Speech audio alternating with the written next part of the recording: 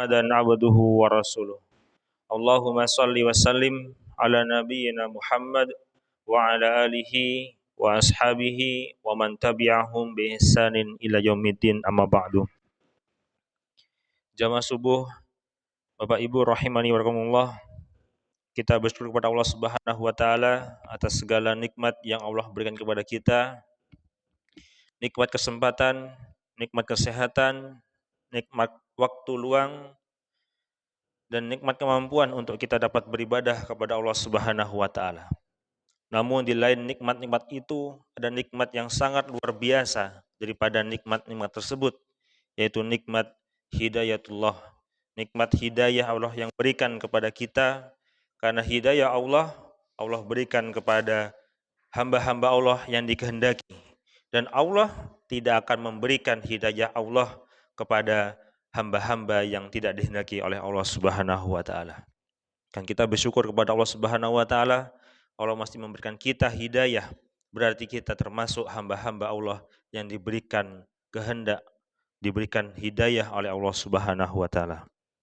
Alhamdulillahirabbil alamin. Bapak Ibu, jamaah salat subuh rahimani wa rahimakumullah. Di dalam agama kita, di dalam keyakinan kita, bahkan di dalam kita beribadah kepada Allah Subhanahu wa taala, ada 3 derajat yang mana derajat ini harus kita miliki sebagai seorang muslim, sebagai seorang mukmin, dan yang terakhir adalah seorang muhsin.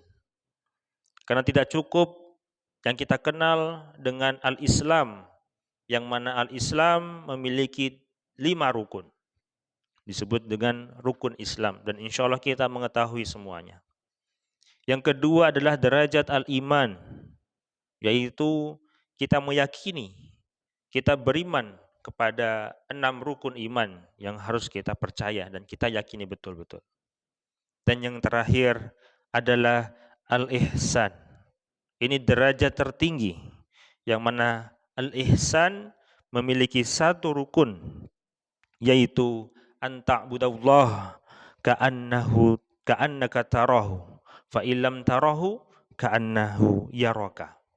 Yang artinya anta'budallah, kamu beribadah kepada Allah Subhanahu wa taala ka'annaka tarahu, seakan-akan kalian melihatnya. Fa illam tarahu, apabila kita tidak bisa melihat Allah, fa innahu yaraka, dan maka sesungguhnya Allah melihat kita sedang apa kita beribadah kepada Allah Subhanahu wa taala. Ini merupakan rukun daripada al-ihsan. Orang yang disebut dengan al-muhsin, yaitu dia merasakan bahwanya dia bisa beribadah kepada Allah Subhanahu wa taala, dia bisa melihat Allah Subhanahu wa taala.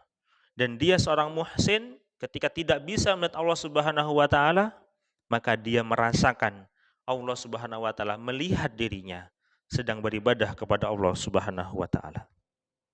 Ini sebagaimana hadis Rasulullah SAW yang begitu panjang insyaallah. Pada saat itu Rasulullah SAW didatangi oleh seorang laki-laki, yang mana laki-laki tersebut datang menghampiri Rasulullah SAW dan duduk di sampingnya. Bahkan tangannya pun, pahanya itu berdekatan dengan paha Rasulullah SAW.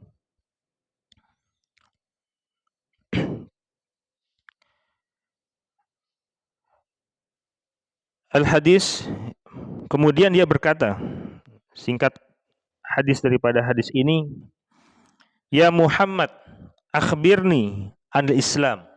Wahai Muhammad, beritahulah aku tentang al-Islam. Kemudian Rasulullah SAW menjelaskan, antashhadu an la ilaha illallah wa anna Muhammadar Rasulullah wa iqamis shalah wa ita'iz zakah wa hajjil baiti wa man istata'a ila sabila. Nah, sampai 5 rukun Islam yang kita kenal. Kemudian dia berkata, akhbirni anil iman. Faqala Rasulullah SAW, antu'minu billah. Rasulullah SAW berkata, antu'minu billah wa malaika wa kutubihi wa rusulihi wal yaumil akhir wa bil qadari khairihi wa syarrihi. Yaitu al-iman, beriman kepada Allah, beriman kepada malaikat, beriman kepada kitab-kitab Allah, beriman kepada rasul-rasul Allah, beriman kepada hari kiamat, dan terakhir yakni takdir Allah Subhanahu wa taala. Ini al-iman yang kita kenal dengan rukun iman. Suma akhbirni anil ihsan. Qala Rasulullah sallallahu alaihi wasallam, an ta'budallah ka'annahu tarah fa inna lam tara lakun tarahu fa innahu yaraka.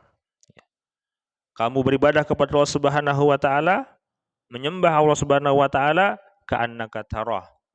Bagaikan kamu melihat Allah Subhanahu wa taala.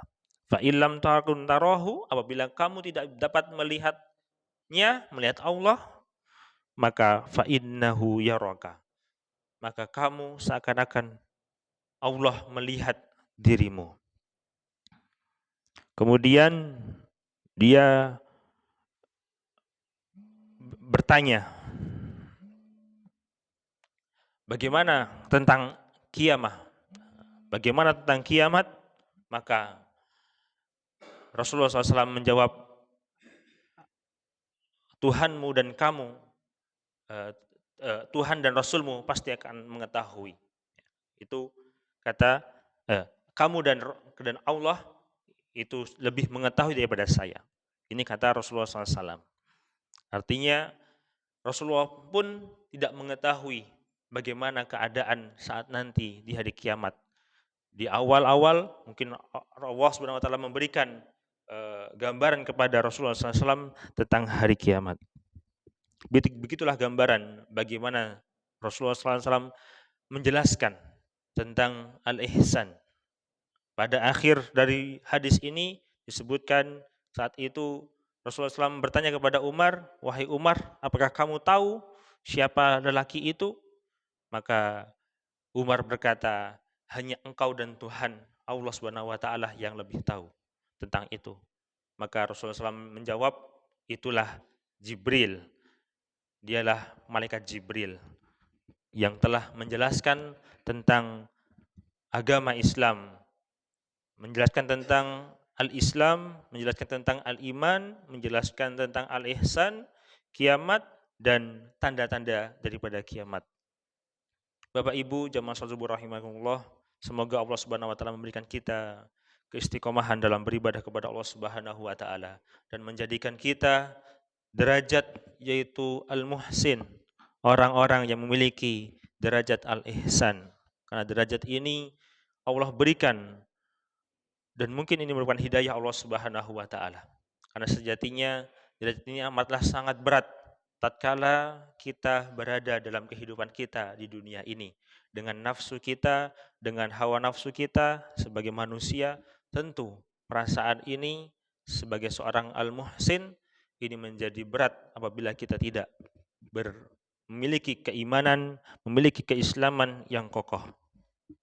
Aqulu qouli hadza wastaghfirullah li wa lakum wastaghfiru innahu ghafurur rahim. Subhanakallahumma wa bihamdika asyhadu an la ilaha illa anta astaghfiruka wa atubu ilaik. Wassalamualaikum warahmatullahi wabarakatuh.